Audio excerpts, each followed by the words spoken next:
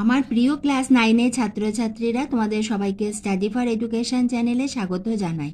তোমাদের ইংলিশের টেক্সট বই হলো ব্লিস, এবং ব্লিসের আমাদের প্রথম যে লেসনটা রয়েছে সেটি হলো মনোজ দাসের টেলস অফ ভোলা গ্র্যান্ডপা। আজ আমি তোমাদের কাছে নিয়ে এসেছি এই লেসন 1-এর তোমাদের যে এক্সারসাইজগুলো রয়েছে তারই আমি অ্যান্সার তোমাদের লিখিয়ে দেবো। তোমরা যদি এই অ্যান্সারগুলো তোমাদের জানা না থাকে, অতি অবশ্যই তোমরা এখান থেকে রেডি করতে পারো, আর যদি তোমাদের লেখা হয়ে থাকে তোমরা এখান থেকে মিলিয়েও নিতে পারো। আশা রাখি ভিডিওটি তোমাদের খুবই উপকারে আসবে, এবং এইভাবে আমি তোমাদের প্রতিটি বিষয়ে সাজেশান, বিভিন্ন স্কুলের প্রশ্নপত্র সব কিছুই পাবে এই চ্যানেল স্টাডি ফর এডুকেশানে। তুমি যদি চ্যানেলে নতুন হয়ে থাকো, চ্যানেলটা সাবস্ক্রাইব করে রাখো, যাতে আমার দেওয়া ভিডিও তোমার কাছে সব থেকে প্রথম গিয়ে পৌঁছায়। তাহলে এসো আমরা দেখে নিই প্রথমে এক্সারসাইজ 2-এর আমাদের অ্যান্সারগুলো। এইটা রয়েছে তোমাদের ব্লিস বইয়ের পেজ 6 নম্বর পেজেতে। প্রথমে রয়েছে answer the following questions within 15 ওয়ার্ডস। 15টি শব্দের মধ্যে তোমাদের এই প্রশ্নের উত্তরগুলো লিখতে হবে। এর প্রশ্ন, when did Bhola grandpa let out a loud wail? এর উত্তরটা এইভাবে লিখবে, when Bhola grandpa realized that his grandson was missing he let out a loud wail. এরপরে আমাদের 2-এর প্রশ্ন, where had the grandson found a cozy shelter? The grandson had found a cozy shelter under a cow's belly.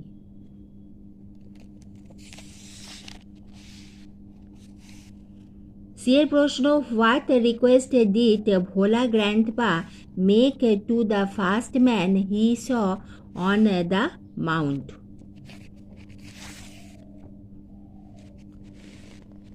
এর উত্তরটা এইভাবে লিখবে, Bhola grandpa requested to the man for some water to drink.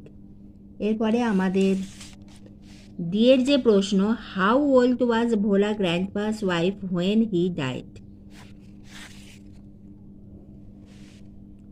ভোলা গ্র্যান্ডপার স্ত্রীর বয়স কত ছিল যখন সে মারা যায়?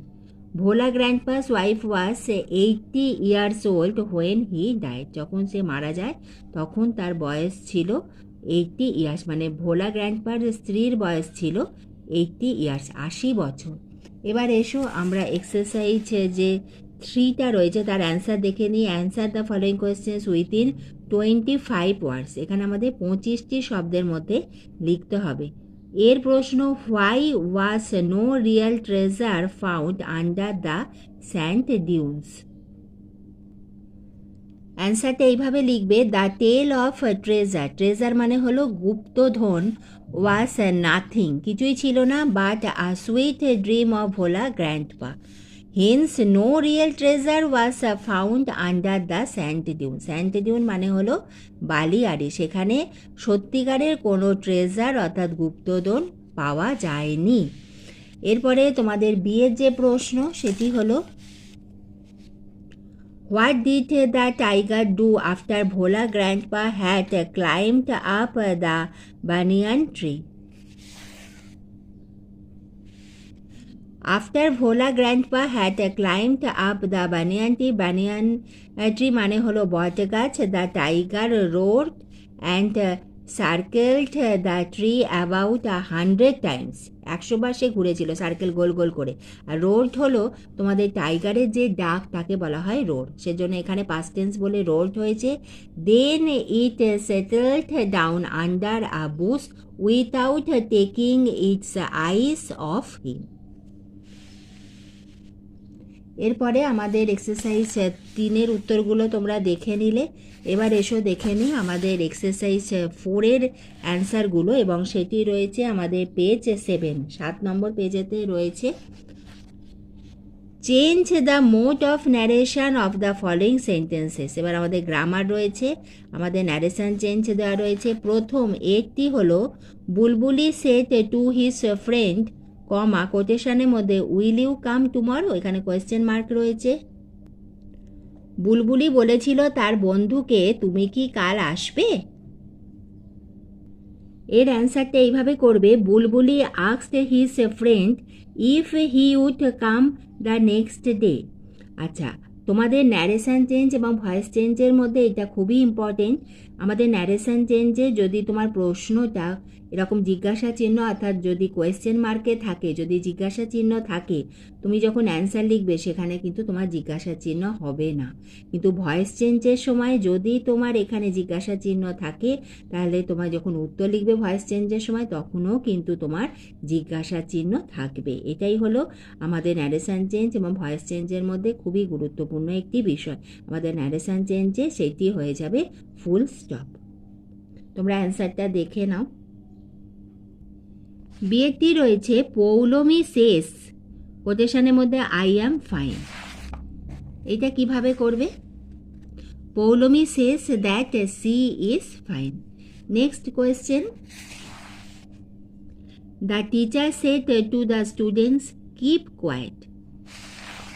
শান্ত হও। দ্য টিচার অর্ডার্ড, যেহেতু টিচার বলছে স্টুডেন্টকে সেজন্য এখানে হয়ে যাবে ordered.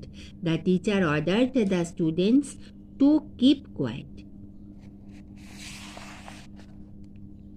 My mother said to me কোটেশনের মধ্যে may your dreams come true.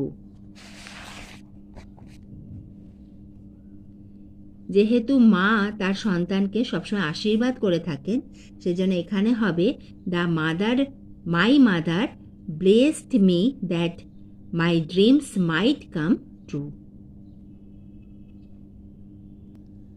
এরপরে এক্সারসাইজ 5 প্রশ্ন রয়েছে। তার আগে আমাদের এক্সারসাইজ 3তে আমরা যখন অ্যান্সার বলছিলাম আমরা সি এর উত্তরটা বাদ দিয়ে গিয়েছিলাম। আমরা সি এর উত্তরটা দেখে নিই। What was the reason of Bhola grandpa's death according to his wife? মানে ভোলা গ্র্যান্ডপার যে মৃত্যুর কারণ কি সেটা তার স্ত্রীর অনুযায়ী, according to his wife what was the reason, কী কারণ ছিল। অ্যান্সারটা তোমরা এইভাবে লিখবে, Bhola grandpa's wife held her husband's forgetfulness responsible for his death। মানে উনি যে ভুলে যেতেন তাকেই তার মৃত্যুর কারণ হিসাবে তিনি বলেছেন। সি সেট, উনি কি বলেছেন? সি মানে হলো Bhola grandpa's wife. Said Bhola grandpa must have forgotten to breath, উনি শ্বাস নিতে ভুলে গিয়েছিলেন। সো হি ডাইড, সেজন্যই উনি মারা গেছেন। এবার এসো আমরা এক্সারসাইজ 5 আমাদের প্রশ্নটা দেখি। এখানে বলেছে তোমাকে একটি প্যাসেজ দেওয়া রয়েছে এবং সেখানে some articles and prepositions are used in an incorrect manner. এখানে কিছু প্রিপোজিশন এবং আর্টিকেলস সেখানে ভুল দেওয়া রয়েছে, তোমাকে সেগুলোকে আন্ডারলাইন করতে হবে কোনটা ভুল রয়েছে এবং সঠিক প্রিপোজিশন এবং আর্টিকেলস তোমাকে লিখতে হবে। এখানে আমাদের যে সেন্টেন্স বা যে এটা প্যাসেজটা দেওয়া রয়েছে, প্রথমে রয়েছে দেখো অন অ্যান উইন্টার নাইট। এখানে ডব্লু আছে, এই যেহেতু কনসোনেন্ট সেজন্য আমাদের ডব্লুর আগে অ্যান হবে না, এ হবে, সেজন্য অ্যানটা হয়ে যাবে a. I was aboard a boat, it was a moonlit night full on stars. On stars হবে না, এখানে অফ হবে, প্রিপোজিশনটা অন না হয়ে অফ হবে। The boat was enjoyed up, up এখানে হয়ে যাবে in a great river. I was thrilled to see a beauty of nature. A beauty না, এখানে হয়ে যাবে দ্য বিউটি। তাহলে তোমরা আরেকবার কারেকশানটা দেখে নাও। তাহলে আজ আমি তোমাদের ভোলা গ্র্যান্ডপার অ্যান্সার করে দিলাম এক্সারসাইজ 1 থেকে 5 অবধি। যদি ভিডিওটি ভালো লাগে একটা লাইক করে দিও এবং এইভাবে আমি তোমাদের ভিডিও দিতেই থাকবো, তোমরা লক্ষ্য রেখো।